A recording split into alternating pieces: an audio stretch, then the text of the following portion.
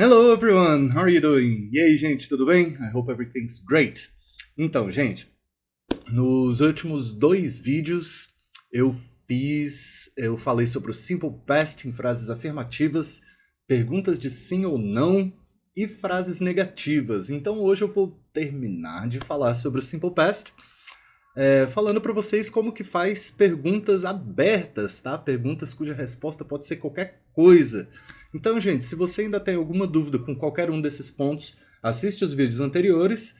E se ainda tiver dúvida depois de assistir os vídeos, pode deixar aqui nos comentários que, como sempre, eu vou ter o maior prazer em responder.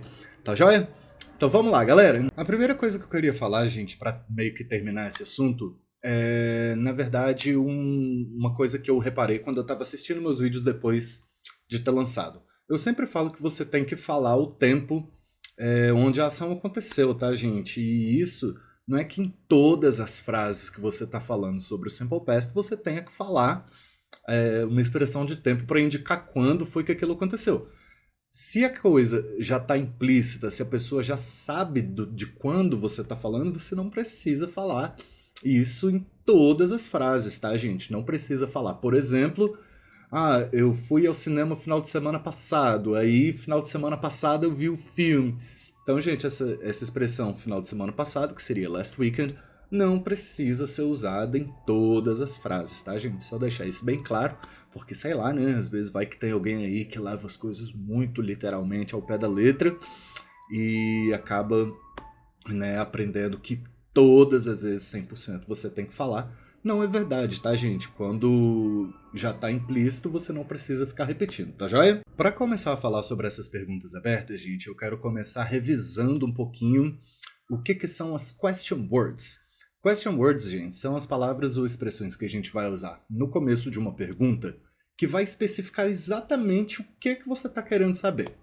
Por exemplo, se eu quero saber o porquê de alguma coisa, eu vou começar perguntando em português, né? Até mesmo, por que que você fez isso? E em inglês é a mesma coisa. Só que porquê em inglês é why. Então, gente, sempre que você for fazer uma pergunta aberta em inglês, você vai começar com uma dessas question words, tá? Eu vou falar aqui agora para vocês 4 question words que eu acho que são, assim, talvez as mais importantes. São não, cinco question words, tá, gente? E que eu acho que são talvez as mais importantes, as mais usadas. E lembrando que a gente já viu isso quando a gente viu lá as perguntas abertas no Present Simple, tá, gente? Então, não é novidade. E qualquer coisa, gente, vocês podem colocar no Google aí como fazer a pergunta, qual é a question word para outras perguntas, caso eu não cubra aqui nesse vídeo. Tá joia, gente? Então vamos lá. Primeiro eu vou colocar na tela, eu vou colocar na tela não, eu vou perguntar como que fala como, por exemplo, em inglês. E aí eu vou dar uns segundinhos antes de colocar na tela como que ficaria essa palavra em inglês e falar ela, tá, gente? Então, se você quer testar seu conhecimento aí, você pausa um pouquinho o vídeo para não ter spoiler da resposta, beleza? Como se diz como em inglês? How. E como se diz o que em inglês? What. E como se diz por que em inglês? Why. E como se diz quando em inglês? When. E como se diz quem ou com quem em inglês? Who. Tá, joia, gente? Então por agora vão ser só esses mesmo. E eu vou falar sobre como fazer frases usando essas question words. Lembrando, tá, gente? Toda e qualquer outra question word que você queira usar vai estar nessa mesma posição da frase.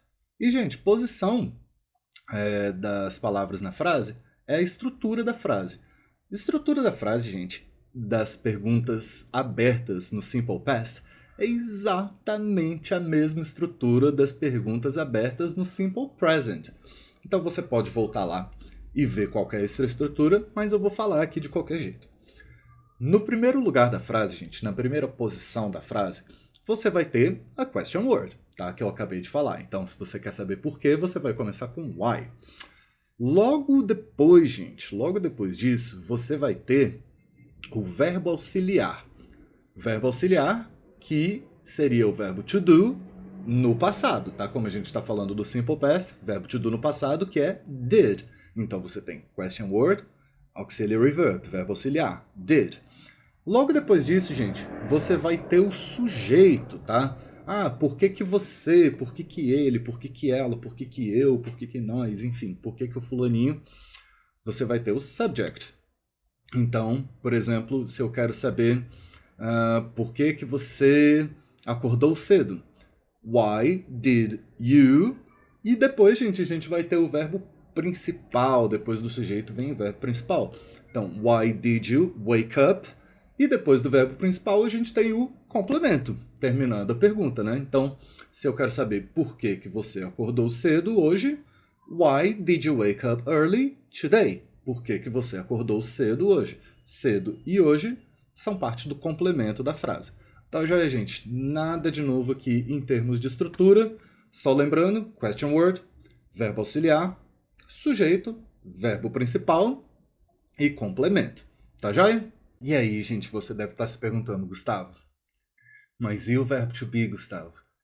Tá, eu já meio que reparei, ou sei lá, a gente deve ter reparado que essa estrutura é para todos os verbos que não sejam com o verbo to be, certo? Todos não, tá, gente? Estou generalizando, mas para a imensa maioria dos verbos, você vai usar essa estrutura que eu acabei de falar. Com o verbo to be, gente, é de novo a mesma estrutura que eu falei quando eu estava falando do simple present. Você vai ter na primeira posição da frase uma question word. Depois você vai ter, ao invés de um verbo auxiliar, o próprio verbo to be no passado, sujeito e complemento. Tá joia? Então, gente, não muda nada. Eu gosto muito, sempre falo que inglês é fácil, inglês é simples, porque em inglês você pode falar coisas assim. Isso sempre acontece, isso nunca acontece. Claro que tem exceções, mas é uma língua com muito menos exceções que não é nada parecido com português, por exemplo. Né? Português, meu Deus do céu, é cheio de exceção o tempo todo. Tá joia, gente? Então, quer fazer uma pergunta no simple past? Usando o verbo to be, essa vai ser a estrutura. Question word, verbo to be no passado, tá, gente? Was ou were, depende do sujeito. Aí o sujeito, logo depois do sujeito, complemento. E, gente, lembra de usar o ponto de interrogação, tá? Por favor, não vai esquecer que você está fazendo uma pergunta. Então, please use the question mark, ok? Então, gente, vamos ver um exemplo aqui de como que fica uma frase, uma pergunta aberta no simple past usando o verbo to be. Se eu quero perguntar, onde você estava ontem? Percebe como essa frase em inglês vai usar exatamente a estrutura que eu acabei de falar aqui, gente. Primeiro a gente tem a question word, que é o where, que é aonde, né? Depois a gente vai ter o verbo to be no passado, que no caso aqui vai ser o were. Logo depois a gente vai ter o sujeito, que é você, que é you. Então é were ali o verbo, porque o sujeito é you, tá, gente? O verbo sempre tem que concordar com o sujeito. O verbo to be concorda com o sujeito. E ontem vai ser yesterday. Então a pergunta é, where were you yesterday? Tá joia, gente? Repara na estrutura. Where were you yesterday? Question word, verbo to be no passado, sujeito e complemento. Ontem. Tá joia? Então, galera, é basicamente isso. Olha, não tem muito segredo. Para responder, gente, perguntas abertas, você vai responder com qualquer coisa que você queira, obviamente, né? E aí você pode assistir os vídeos anteriores para ver a estrutura de frases afirmativas ou negativas no Simple Past. Tá joia, gente? Só quero fazer um adendo aqui, que o porquê de pergunta é diferente do porquê de resposta, tá, galera? Então, quando eu estou fazendo uma pergunta, eu vou perguntar por quê, falando why, e o porquê de resposta é because. E aí você pode até falar assim, pô, logo nos porquês do português que são tão complicados, no inglês pensei que ia ser mais fácil e tem um porquê diferente do outro. Sim, gente, mas no inglês são só esses dois, tá joia? Então, galera, é isso mesmo. Vou ficando por aqui hoje. E eu acho que esse vídeo ficou um pouquinho mais curto do que os outros, mas eu realmente não queria deixar essa parte da explicação junto com o resto, porque senão o outro vídeo ia ficar muito longo. Mas galera, sempre um prazer estar na companhia de vocês. Se tiver alguma dúvida, deixa aí nos comentários. Se tiver algum comentário, deixa aí nos comentários. Se só quiser falar da vida, deixa aí nos comentários também. E, gente, é isso. Thank you very much. See you next class. Bye bye.